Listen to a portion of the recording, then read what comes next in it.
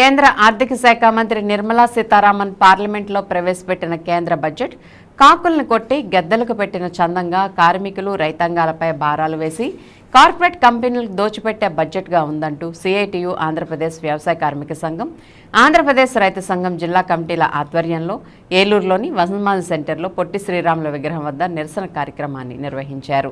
కేంద్ర బడ్జెట్ ప్రతులు దగ్ధం చేశారు. కార్మిక రైతాంగ వ్యతిరేక కేంద్ర బడ్జెట్ను నిరసించండంటూ పెద్ద ఎత్తున నినాదాలు చేశారు. ఈ సందర్భంగా సిఐటియు జిల్లా అధ్యక్షులు ఆర్ లింగరాజు, ఆంధ్రప్రదేశ్ వ్యవసాయ కార్మిక సంఘం రాష్ట్ర కార్యదర్శి ఏ రవి, జిల్లా కార్యదర్శి పి రామకృష్ణ, ఆంధ్రప్రదేశ్ రైతు సంఘం జిల్లా కార్యదర్శి కె శ్రీనివాస్ మాట్లాడారు. దేశంలో 170% వ్యవసాయ రంగంపై ఆధారపడి జీవిస్తున్నారని, వీరికి కేంద్ర ప్రభుత్వం బడ్జెట్లో కేవలం 2.51%, 1,71,437 కోట్లు మాత్రమే కేటాయింపులు చేశారని అన్నారు. కార్మిక రైతాంగ వ్యతిరేక కేంద్ర బడ్జెట్ను అందరూ వ్యతిరేకించాలని చెప్పారు. వ్యవసాయ రంగానికి, కార్మిక సంక్షేమానికి, గ్రామీణ ఉపాధి హామీ పథకానికి నిధులు కేటాయింపు పెంచాలని డిమాండ్ చేశారు. ఈ కార్యక్రమంలో ఆయా సంఘాల నాయకులు B Somaiah, VVN Prasad, YS Kanakarao, Jai Gopi, Gottapu Ravikishore తదితరులు పాల్గొన్నారు. వ్యవసాయ రంగానికి భారీగా నిధులు కోత పెట్టారు. ఎరువుల సబ్సిడీ కోత పెట్టి మలుచుకున్నది.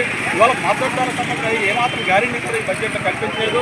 ఇది రైతు వ్యతిరేక బడ్జెట్గా ఉన్నది. ఇవాళ వ్యవసాయ రంగానికి కేంద్ర బడ్జెట్ కేవలం 3% నిధులు కేటాయించడం ఇంతకంటే దుర్మార్గం అడుగుతా ఉన్నాం. కాబట్టి మద్దతుదారులకు గ్యారెంటీ కల్పించే పద్ధతుల్లో ఈ బడ్జెట్ ఉండాలని చెప్పి కోరుతాము. రాష్ట్రానికి కూడా అన్యాయం చేసి పడుతున్నది. అందుకోసం ఇది రైతు వ్యతిరేక, ప్రజా వ్యతిరేక, కార్మిక వ్యతిరేక బడ్జెట్గా ఉన్నది. దీన్ని ఈ బడ్జెట్ వ్యతిరేకిస్తా ఉన్నాం. ప్రజానుకూల బడ్జెట్గా మార్చాలని చెప్పి ఈ సందర్భంగా మేము డిమాండ్ చేస్తా ఉన్నాం.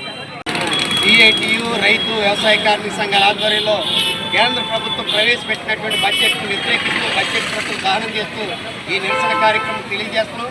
కేంద్ర బడ్జెట్ దేశంలోనూ 145 కోట్ల మంది ప్రజానీకం యొక్క సంక్షేమం, అభివృద్ధికి తోడ్పడేలా ఉండాలి. కానీ పేదరికాన్ని నిర్మూలిస్తున్నామనే పేరుతో పేదలను నిర్మూలించే పద్ధతులు ఈ బడ్జెట్ ఉంది. కాకులు కొట్టి గద్దలు వేసే పద్ధతులు ఈ బడ్జెట్ ఉంది. పేదలను కొట్టి కార్పొరేట్లు బొద్దలు పెంచేటువంటి బడ్జెట్గా ఉంది. అందుకనే మేము దీన్ని తీవ్రంగా వ్యతిరేకిస్తున్నాం.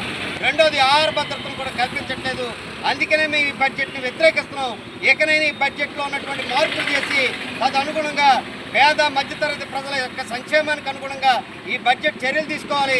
ఆదాయం కోసం 200 మంది శతకోటీశ్వరులపై 4% సంపద పన్ను వేసి ఆదాయాన్ని సమీకరించాలని చెప్పేసి మేము డిమాండ్ చేస్తాం. సామాన్య మధ్యతరగతి ప్రజలు, చిన్న చిన్న వ్యాపారులు, వీళ్ళందరికీ 199 మంది ప్రజలకి నిధులు తగ్గించేసి ఈ నిధులన్నీ కూడా కార్పొరేట్ కంపెనీల సంక్షేమం కోసం, వాళ్ళ వ్యాపారాల అభివృద్ధి కోసం కేటాయించడం అనేది ఇది చాలా దుర్మార్గమైన చర్య.